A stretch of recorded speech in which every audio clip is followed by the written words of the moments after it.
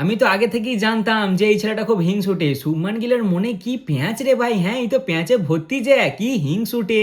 হ্যাঁ গো, ও তো ভারতের দুটো ফরম্যাটের ক্যাপ্টেন, ওর এগুলো করাটা উচিত হচ্ছে? হ্যাঁ রে ভাই, তুই নিজে টি-20 ওয়ার্ল্ড কাপের স্কোয়াডের জায়গা পাসনি বলে তোর জায়গায় যে পেয়েছে তুই তাকে সরিয়ে দিয়ে পোস্ট করবি? আরে ছেলেটা তো ভালো পারফরমেন্স দিয়েছে, কি হতো ওর ফটোটা রাখলে? আসলে বস কেসটা কি হয়েছে, আমাদের দুটো ফরম্যাটের ক্যাপ্টেন শুভমান গিল সে ভারত টি-20 ওয়ার্ল্ড কাপ জেতার পর একটা পোস্ট করেছে, যেই ফটোটাতে সঞ্জু স্যামসন নেই, বাকি সবাই আছে। আসলে সঞ্জু স্যামসন ওর জায়গায় এসেছে না, ওই জন্যই ওর জ্বলন হচ্ছে ওকে দেখে। এটা আমি বলিনি ভাই, এটা সোশ্যাল মিডিয়ার কিছু লোক বলছে, যেটা দেখার পরে আমার হাসিও পাচ্ছে আবার অবাকও লাগছে। মানে তোমরা কি ইয়ার, এটা দেখো, এই ফটোটা দেখো, আমাদের আন্নার পোস্টটা দেখো, ঠিক আছে? এরপরে এই দেখো জয়সওয়ালদার পোস্টটা দেখো, তাহলে এরাও কি সঞ্জু স্যামসনকে হেড করে? এটা আবার কখনো হয়?